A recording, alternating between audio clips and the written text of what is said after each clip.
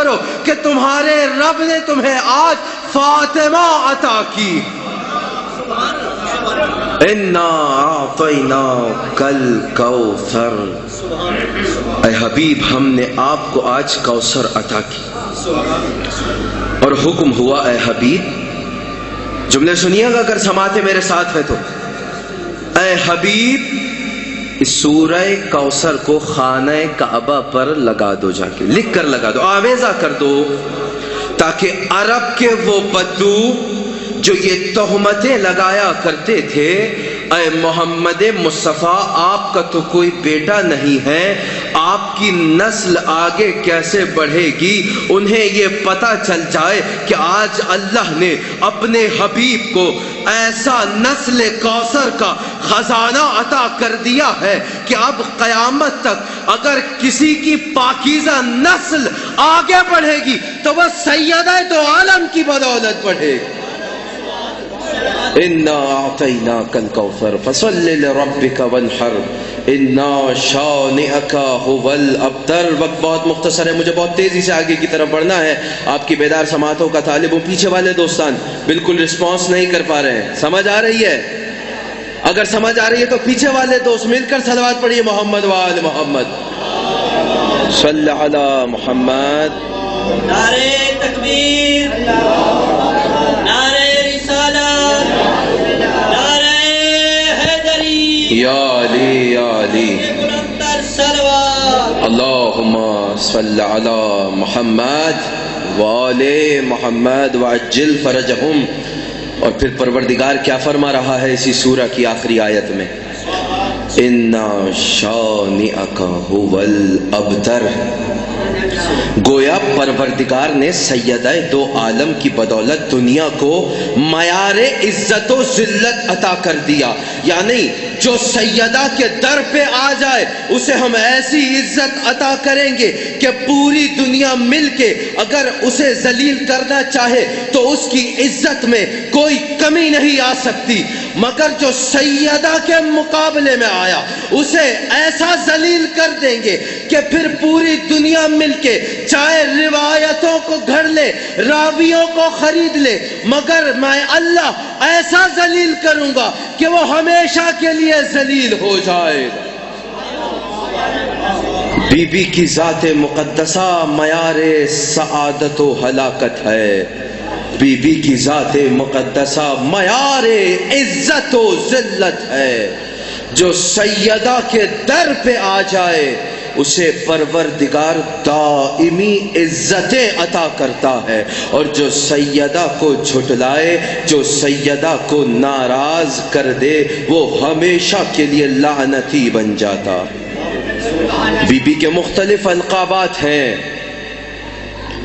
مشہور القابات میں سے راضیہ، مرضیہ، صدیقہ. کسی نے امام معصوم سے پوچھا ہے مولا یہ بتائیے آپ کی جدہ کا جو لقب ہے راضیہ، اس سے کیا مراد ہے؟ مولا فرماتے ہیں کیونکہ ہماری جدہ جناب سیدہ کی ہمیشہ یہی کوشش ہوتی ہے کہ میرا رب کیسے راضی رہے. نہیں معلوم اس جملے کو کس طرح قبول کرنا چاہیں گے. بھئی جب سیدہ کی یہ کوشش ہے کہ میرا رب کیسے راضی رہے تو جناب سیدہ کا ہر ماننے والا بھی یہی چاہے گا کہ میرا رب مجھ سے کیسے راضی. جملے آپ کے حوالے ہو رہے ہیں. اب آپ کی ذمہ داری کتنی قدر کریں ان مطالب کی، ان جملوں کی. یہ ہدیہ، یہ تبرک، یہ نیاز جو آپ کے حوالے ہو رہی ہے اس کی قدر کیجئے گا. مولا فرماتے ہیں کیونکہ ہماری جدہ کی یہ کوشش رہتی ہے کہ میرا رب کیسے راضی ہو، اس لیے بی بی کو راضیہ کہا جاتا ہے. پھر سوال کیا کہا کہ اور مرضیہ کس لیے کہا جاتا؟ بھئی اگر توجہ میرے ساتھ ہے، سننا چاہ رہے ہیں، پیچھے والے دوستوں کا امتحان مسلسل ہو رہا ہے، پیچھے والے دوست ساتھ رہیں، آگے والے دوستان ماشاءاللہ رسپانس کر رہے ہیں. فرمایا مرضیہ کیوں کہا جاتا ہے؟ مولا فرماتے ہیں مرضیہ اس لیے کہا جاتا ہے، جملے سنیے گا، حوالے ہونے جا رہے ہیں، قدر کیجئے گا ان جملوں کی. بڑا اہتمام کیا پروردگار نے بھی سیدہ کائنات کو عطا کرنے سے پہلے، اور جب عطا کی تو اپنے حبیب کو حکم دیا ہے حبیب اب نماز پڑھ کر شکر ادا کیجئے۔ کا مرضیہ کیوں کہا جاتا ہے؟ فرمایا جس طرح سے ہماری جدہ جناب سیدہ کی یہ توجہ ہوتی ہے کہ میرا اللہ کیسے راضی ہوگا، اسی طرح وہ اللہ یہ توجہ رکھتا ہے کہ میری سیدہ کیسے راضی ہوگی، جناب سیدہ کیسے راضی ہوں گی۔ اسی لیے اللہ کے حبیب نے فرمایا جس سے سیدہ راضی اس سے اللہ راضی، اور جس نے سیدہ کو ناراض کر دیا، توجہ کیجئے گا، جو جناب سیدہ کو ناراض کر دے وہ جو کچھ چاہے بن جائے مگر کبھی رضی اللہ نہیں بن سکتا۔ یہ اختلافی بات نہیں ہے، حقیقت کی بات ہے، دل کی بات ہے، دل سے سننے اور سمجھنے کی بات۔ جناب سیدہ معیار رضایت الہی ہیں، اگر اللہ کی مرضیوں کو کوئی خریدنا چاہے تو پہلے در سیدہ پہ آئے۔ ذات گرامی جناب سیدہ سے آشنا ہو، یہ پروردگار نے کتنی عظیم نعمت امت کو عطا کی ہے۔ یہ تحفہ وجود مقدس ہے، بی بی معظمہ صرف رسول خدا کے لیے تحفہ نہیں، پوری امت مسلمہ کے لیے تحفہ۔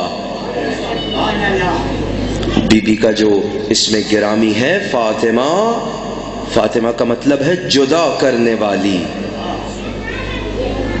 کیا جدا کرنے والی؟ جناب سیدہ نے بعد رسول ختمی مرتبت باوجود اس کے کہ دین کے لباس میں بے دینی سامنے آ رہی تھی، مگر بی بی نے اپنے قیام کے ذریعے قیامت تک آنے والی نسل کے لیے ثابت کر دیا، واضح کر دیا کہ حق کا راستہ کیا ہے اور باطل کا راستہ کیا۔ تو حق اور باطل کو جدا کرنے والی ذات گرامی جناب سیدہ۔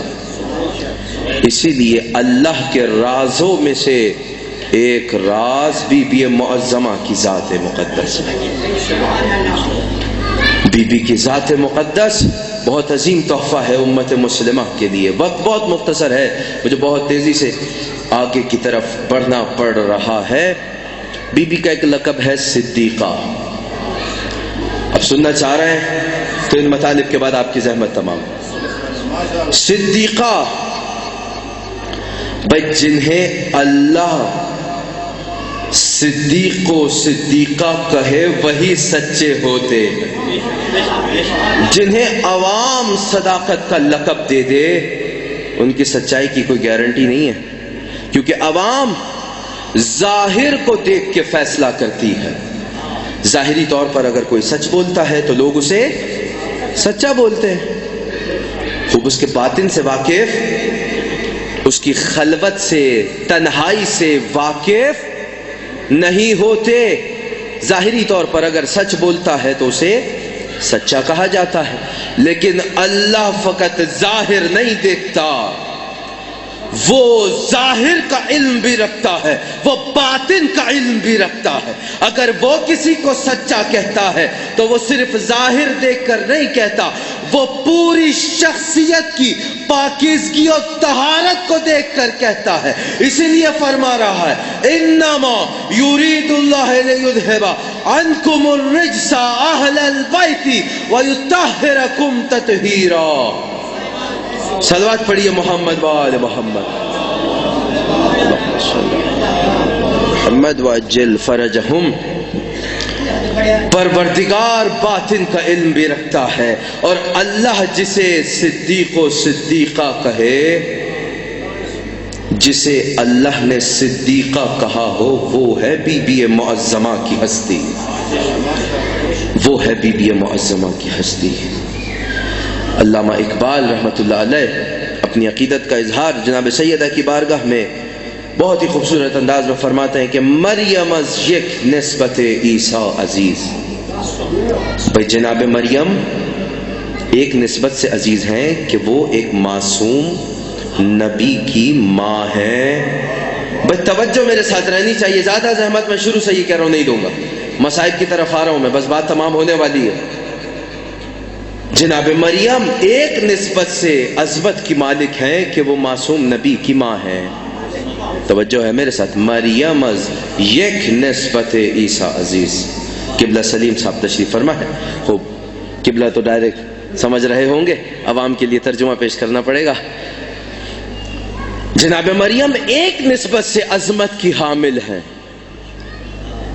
از نسبت حضرت زہرا عزیز، جناب سیدہ کی نسبت فقط ایک نہیں ہے، وہاں ان کا فقط بیٹا معصوم نبی ہے. یہاں بی بی معظمہ کا بابا سارے معصوم انبیاء کا سردار،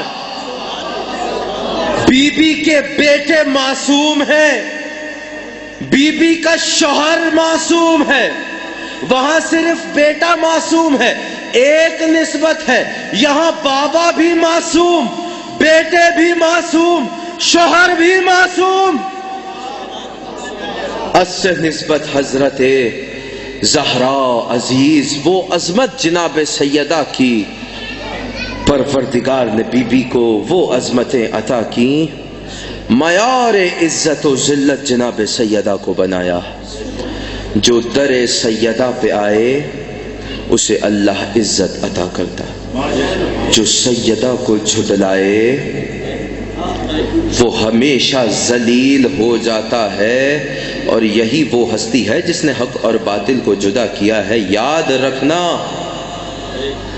جو سیدہ کو جھٹلائے یعنی اس نے دین کو جھٹلایا، اس نے محمد مصطفیٰ کو جھٹلایا، اس نے اللہ کو جھٹلایا. اور جو اللہ کو جھٹلائے وہ چاہے اسلام کے لباس میں ہو مگر وہ حقیقی کافر ہے. لباس اسلام پہننے سے انسان اسلام یا مسلمان نہیں بنتا، اللہ کے احکامات کے سامنے تسلیم ہونے سے انسان مسلمان بنتا. مسلمان بننا تسلیم کا نام ہے، تسلیم و رضا کا نام ہے، اللہ کے احکام کے آگے، اللہ کی مرضی کے آگے. اور وہ ہستیاں جنہوں نے مرضی الہی خریدی ہو وہ ہیں ہی محمد و آل محمد. اور جو ان کے در سے دور ہو جائے اسے لعنت کے سوا کہیں سے کچھ نہیں ملتا. رسول خدا نے اپنی پوری زندگی میں بی بی معظمہ کا مقام بتایا امت مسلمہ کو. جب بھی بی بی تشریف لاتی رسول خدا اپنی جگہ سے کھڑے ہو جاتے، اور ایک مرتبہ نہیں، بی بی جتنی مرتبہ تشریف لاتی رسول خدا اپنی جگہ سے کھڑے ہو جاتے. اب آگے سنیے گا، صرف اپنی جگہ سے کھڑے نہیں ہوتے تھے، جہاں خود تشریف فرما ہوتے وہاں بی بی معظمہ کو، اللہ اکبر، وہاں بی بی معظمہ کو بٹھاتے. دنیا نے یہ رنگ دینے کی کوشش کی کہ رسول خدا بیٹیوں کا مقام بتانا چاہتے تھے. بیٹیوں کا مقام اگر بتایا تو محمد مصطفیٰ نے ہی بتایا، ورنہ عرب کے بدوؤں کی یہ حالت تھی کہ اپنی بیٹیوں کو زندہ دفن کر دیا کرتے تھے. مگر اس عمل سے محمد مصطفیٰ بیٹیوں کا احترام نہیں بتا رہے تھے، ورنہ وہ امت جو ہر عمل کو سنت کے طور پر قبول کرنے کو تیار ہو، آج پھر ہر باپ اپنی بیٹی کے احترام میں کھڑا ہوتا. لیکن رسول خدا نے کیا تعلیم دیا کہ اولاد والدین کا احترام کرے. اور ایسا نہیں ہو سکتا کہ رسول خدا کہیں کچھ اور کرے کچھ. ہمیں بتایا کہ اولاد والدین کا احترام کرے اور خود اپنی اولاد کا احترام کرے. وجہ یہ نہیں تھی کہ رسول خدا اس عمل سے بی بی کے احترام میں کھڑے ہونے سے یہ بتانا چاہتے تھے کہ بیٹیوں کی عظمت ہے، یا یہ بتانا چاہتے تھے کہ عورت کی عظمت ہے. عورت کی عظمت بھی رسول خدا نے ہی بتائی، مگر اس عمل سے نہیں بتانا چاہ رہے. اگر ایسا ہوتا تو پھر آج ہر مرد اپنی عورت کے احترام میں کھڑا ہوتا.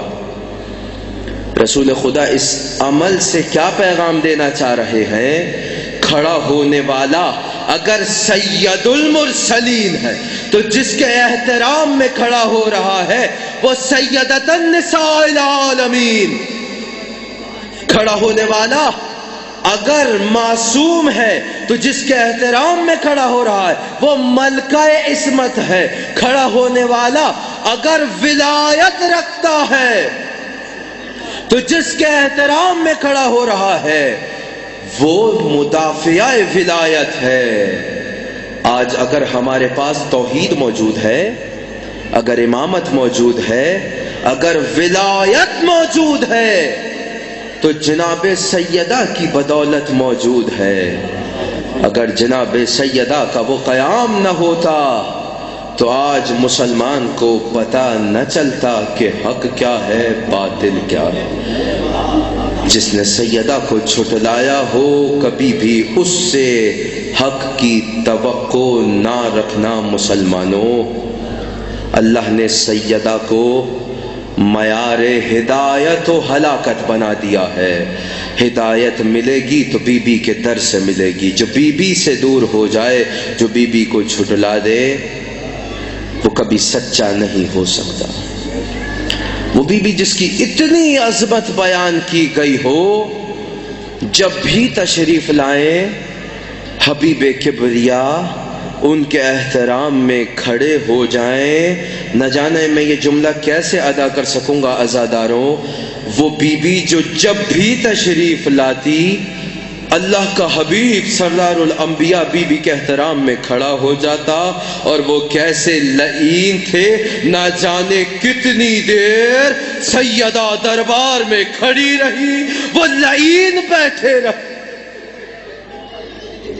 اجرکم، اللہ جزا دے، رونے میں آر محسوس نہیں کرنا۔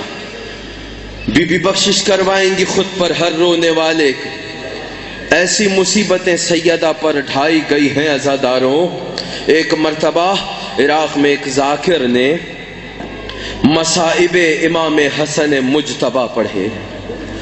مولا امام حسن مجتبی کے مصائب پڑھنے کے بعد جب وہ گھر گیا، جا کر سویا تو رات خواب کے عالم میں دیکھتا ہے کہ مولا حسن مجتبی تشریف لاتے ہیں۔ مولا فرماتے ہیں اے ذاکر، تو نے میری مصیبت بیان کرنے میں انصاف سے کام نہیں لیا۔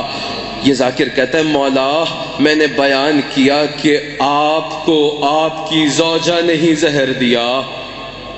اے مولا میں نے بیان کیا کہ کبھی کسی کا جنازہ واپس گھر لوٹتا ہے، اے مولا آپ کا مظلوم جنازہ واپس گھر لوٹا۔ میرے مولا فرماتے ہیں ذاکر میری سب سے بڑی مصیبت یہ نہیں ہے، عزادارو جملے سنیے گا، میرے مولا فرماتے ہیں اے ذاکر میری سب سے بڑی مصیبت یہ نہیں ہے کہ میرے جنازے پر تیر برسائے گئے، میرے جنازے کو واپس لوٹایا گیا۔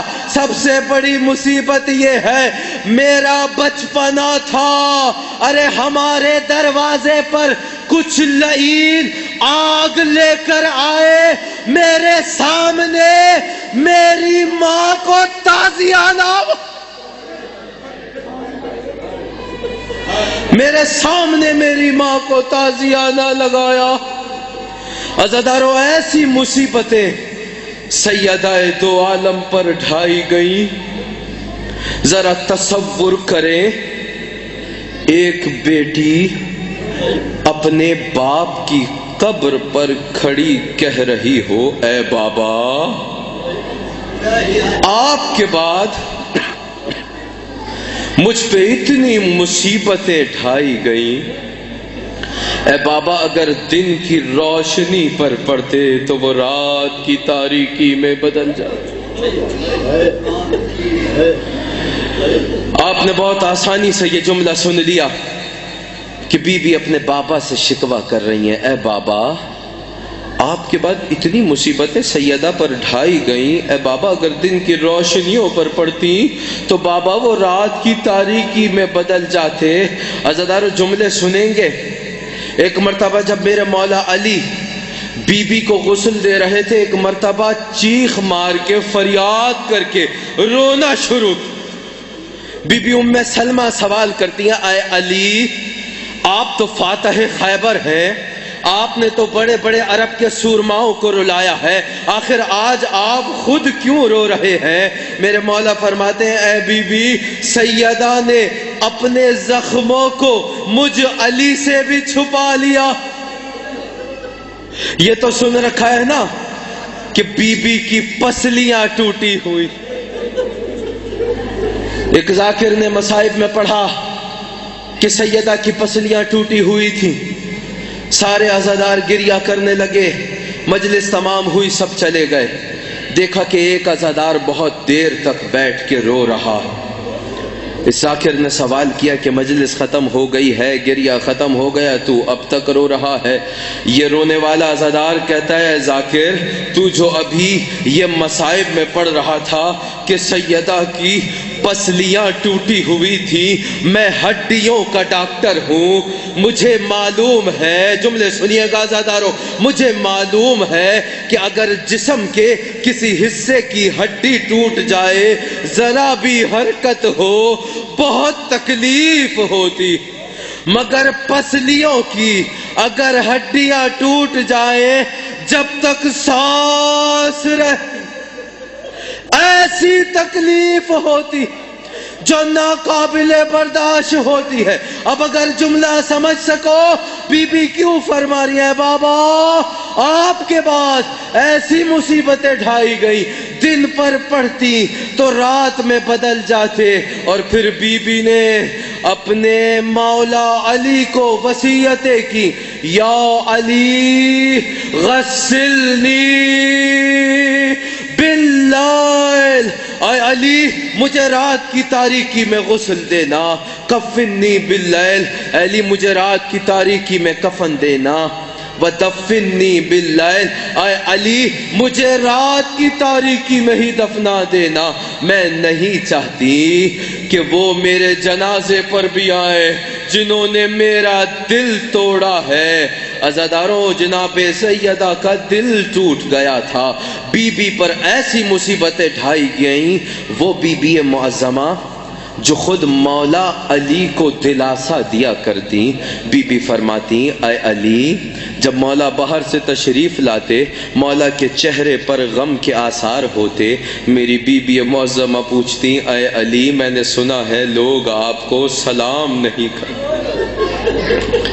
جملے سنیے گا عزاداروں، بی بی کہتی ہے مولا میں نے سنا ہے لوگ آپ کو سلام نہیں کرتے، شیعہ کا بچہ بچہ شریعت جانتا ہے سلام کرنا مستحب ہے، جواب دینا واجب ہے۔ میرے مولا فرماتے ہیں اے سیدہ اگر فقط اتنا ہوتا یہ مجھے سلام نہ کرتے میں برداشت کر لیتا، اے سیدہ دو عالم میں علی سلام کرتا ہوں، یہ مجھے جواب نہیں، یہ مجھے جواب نہیں دیتے۔ بی بی مولا کو دلاسے دیا کرتی، مگر عزاداروں پھر وہ وقت بھی آیا، راوی کہتا ہے کہ جب سیدہ دربار جا رہی تھی تو جانے کا منظر ایسا تھا، ایسا نہیں لگ رہا تھا کہ فاطمہ جا رہی ہیں، ایسا لگ رہا تھا گویا محمد جا رہے ہوں۔ عزاداروں جب بی بی واپس آئی ہے تو منظر بہت الگ ہے، بی بی کبھی زمین پر بیٹھتی ہے، کبھی دیوار کا سہارا، بی بی صحن علی میں آ کر زارو قطار رونا شروع کرتی ہیں۔ میرے مولا علی پوچھتے ہیں اے سیدہ اب تک تو آپ علی کو دلاسے دیتی تھی، اے سیدہ اب ایسا کیا ہوا جو آپ خود گریہ کر رہی ہیں؟ بس عزادارو آخری جملہ آپ کے حوالے ہو رہا ہے، رونے میں اور محسوس نہیں کرنی۔ سیدہ بہت دل شکستہ اس دنیا سے گئی ہے، تمام مریضوں کی شفایابی کے لیے دعا بھی کرنی ہے، بانیان مجلس اور اپنے تمام مرحومین کی مغفرت کے لیے دعا بھی کرنی ہے۔ بی بی کا جملہ سنیے گا، اے علی میں دربار گئی تھی، وہ سارے بیٹھے رہے میں کھڑی، اے علی بھرے دربار میں مجھ سیدہ کو یہ کہنا پڑا، اے لوگو میں فاطمہ ہوں، خدا کی کی قسم میں جھوٹ نہیں بولتی. اللہ لعنت اللہ.